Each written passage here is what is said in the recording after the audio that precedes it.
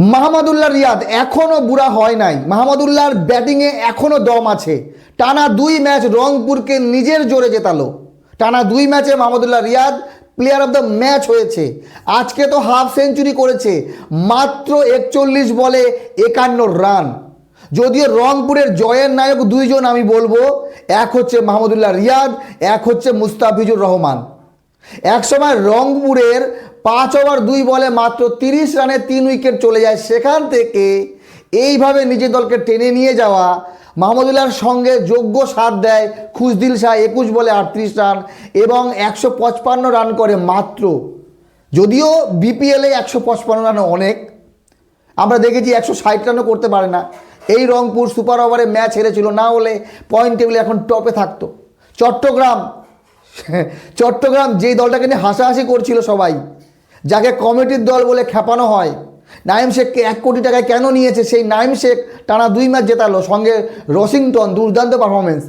আজকে সিলেটকে হারিয়েছে 9 উইকেটে, যদিও 126 রানে মাত্র আটকে যায় সিলেট। রানই হচ্ছে না বাংলাদেশের এই বিপিএলে। কেন? প্রথম ম্যাচে হয়েছিল যেখানে 190 রান সিলেট করেছিল, তারপরে রাজশাহী সেই রান চেস করে দেয়, শান্ত সেঞ্চুরি করে প্রথম ম্যাচেই ধামাকা। তারপরে মনে হচ্ছিল বাকি ম্যাচগুলো হবে। একে একে 12টা ম্যাচ হয়ে গেল, এখনও 200+ স্কোর এক ইনিংসেও হয়নি। কেন রান হচ্ছে না এটা হয়তো বিপিএল কর্তৃপক্ষ জানে, তারা কিভাবে পিচ তৈরি করছে। চিন্তা করেন, মুস্তাফিজুর রহমান বল হাতে, শেষ ওভারে মাত্র 10 রান লাগে জয়ের জন্য। আজকে ঢাকার মাত্র 4 উইকেট গেছে। একদিকে ভালো ফর্মে আছে মোহাম্মদ মিথুন, যে কিনা 56 রান করে ফেলেছে 38 রানে। আরেকদিকে সাব্বির রহমান, যে 19তম ওভারে একটা 6 মেরে দিল, মাত্র 10 রান, কিন্তু 5 রানে হেরে গেল। 6 বলে মুস্তাফিজুর রহমান মাত্র 4 রান দিল। আজকে ঢাকার হয়ে গুরবাজ ব্যাটিং করতে নেমেছিল, 31 রান করেছিল ওপেনিংয়ে।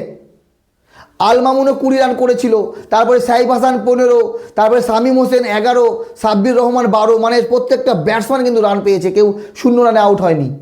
আর যদি রংপুরের কথা বলি, বলে খেলেছে। ডেভিড মালান 33 বলে 33, কেল মায়ার্স 11 বলে 11, লিটন দাস 6 বলে 6, তহিদ হৃদয় 0 বলে 1, এমনকি নুরুল হাসান সোহান 7 বলে 7।